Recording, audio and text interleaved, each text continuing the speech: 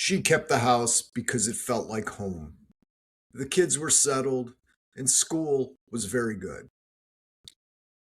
3 years later, she was $316,000 behind where she could have been. Not because she made a bad decision, but because she made an emotional decision without running these 5 numbers first. By the end of this video, you'll know exactly which 5 numbers to run tonight, so you can make this decision with your eyes open. Keep the house or sell it. Either one can be right, but you'll know which one is right for you. Now, I know what you're thinking. My situation is different. The kids need stability, and I can't uproot them right now. I hear that a lot, and you might be right. But here's what I've learned over my career working with divorced women and writing the book $1 Million Divorce. The women who regret keeping the house aren't the ones who made the wrong choice. They're the ones who never did the math. They found out what the house actually costs after they signed the papers. And by then, it was too late to renegotiate. Quick note, I am a licensed financial advisor, but I'm not your financial advisor. Therefore, this is for education only. Your numbers and your personal situation will be different. Get someone who knows your entire situation before you sign anything. Okay. So here's the difference between women who thrive financially after divorce and those who struggle for years. The ones who thrive, they run 5 specific numbers before deciding on the house.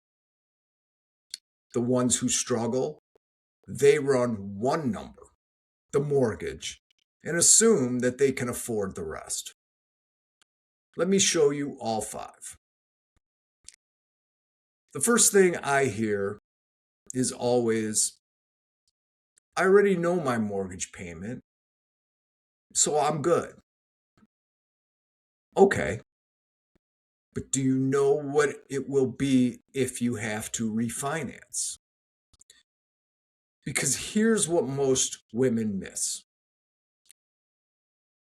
You're going to have to refinance if you need to get your ex's name off the loan. And that means qualifying on your own income. The U.S. Government Accountability Office found that a woman's household income drops an average of 41% after divorce, while a man's only drops 23%. So that mortgage payment you could afford, most likely on 2 incomes, you need to see if you could afford it on 1. Call your lender. Ask them, can I qualify for this loan by myself at today's rates? If the answer is no, you have your answer. If the answer is yes, keep going. Property taxes. That's included in my mortgage payment. That's what I always hear. Maybe, but do you know the actual number? In areas like the Chicago suburbs where I live, you're paying around 2% of your home's value every year just in taxes. So on a $600,000 house, that's $12,000 a year, $1,000 a month just in taxes. And here's the thing, that number, it doesn't stay flat. It goes up. Look at your tax bill from 5 years ago and compare it to now. Maintenance.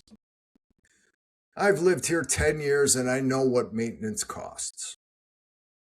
That's what I hear all the time. Well, do you?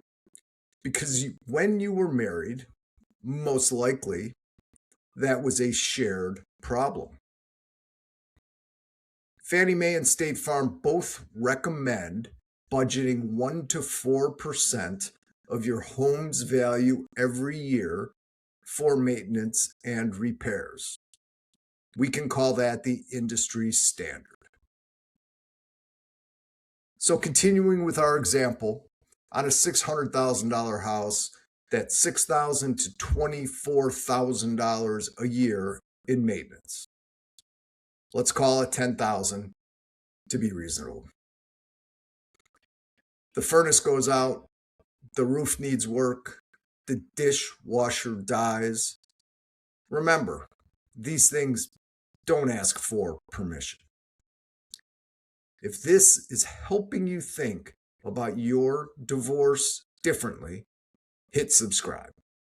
I make these videos specifically for women going through exactly what you are going through right now. Opportunity cost. Now, that sounds like financial jargon, right? But it's not.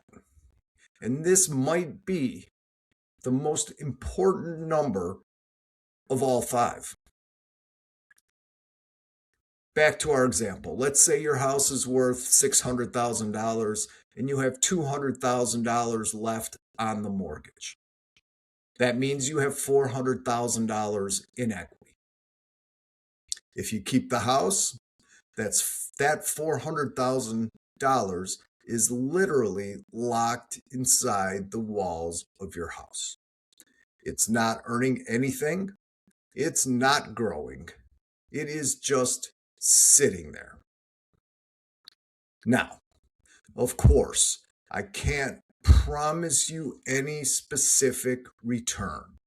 Nobody can. But historically, a diversified portfolio has returned around 6% annually over the long term. That's a reasonable example, but definitely not a guarantee. So let's run the math. If you sold and invested that $400,000 at 6% compounded annually, in 10 years, it would roughly grow to $716,000. That's a $316,000 difference. Instead, that money is still sitting in your walls. You're paying property taxes on it, you're paying to maintain it, and it's not working for you at all. Now, I'm not saying sell the house, but I am saying know what you're trading.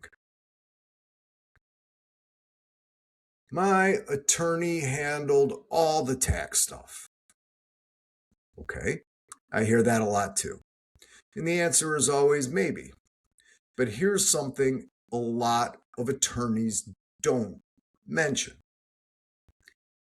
Under IRS rules, specifically Internal Revenue Code Section 121, if you sell the house while you're still legally married and both of you have owned and lived in it as your primary residence for at least 2 of the last 5 years, you and your spouse can exclude up to $500,000 in capital gains from taxes. Obviously, consult with a tax professional. But this is a great example. Now, what happens when you're divorced and file single? That exclusion drops from $500,000 to $250,000. So if your house has appreciated a lot, and in the last 10 years, most houses have, selling before the divorce is final could save you tens of thousands of dollars. I'm not saying rush. I'm simply saying to be aware.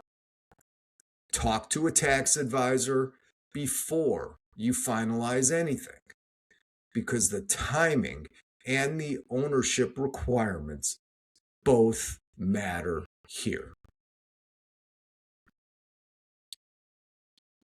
Here's an example. I worked with a woman last year. We'll call her Lisa. Not a real client, but this is typical of what I see. She had a $600,000 house, 2 kids in high school, and she fought hard to keep the house in her settlement. 18 months later or so, she called me. The roof needed replacing. Her property taxes had gone up, and she was pulling from her retirement account to cover the shortfall. We ran the numbers together.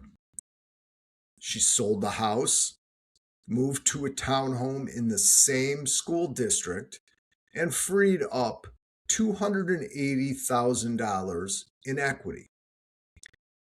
Her kids finished high school in the same town, and she stopped draining her future to pay for her current lifestyle.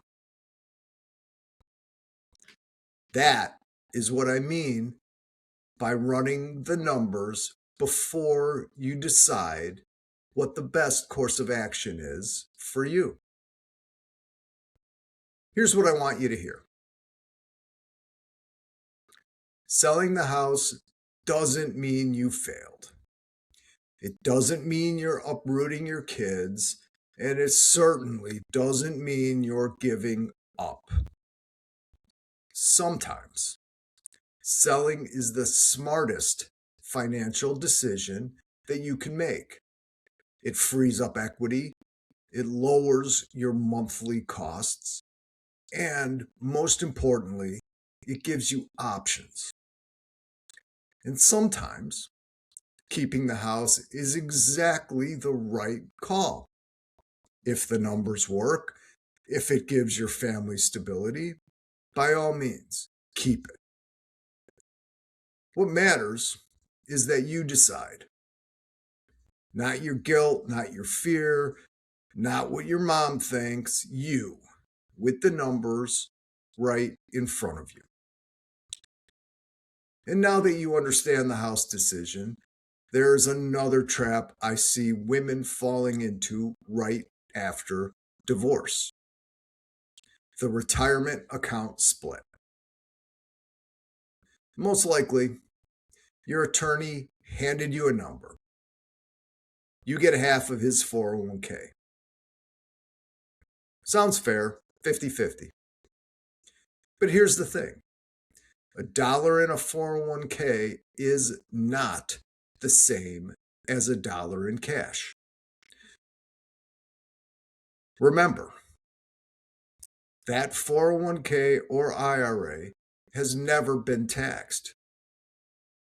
If you take it as a distribution, instead of rolling it over correctly, income taxes and penalties can cost you tens of thousands of dollars before you ever see the money. And there are 6 other landmines in most settlements that look fine on paper but aren't. I made a video walking through all of them. Watch it next.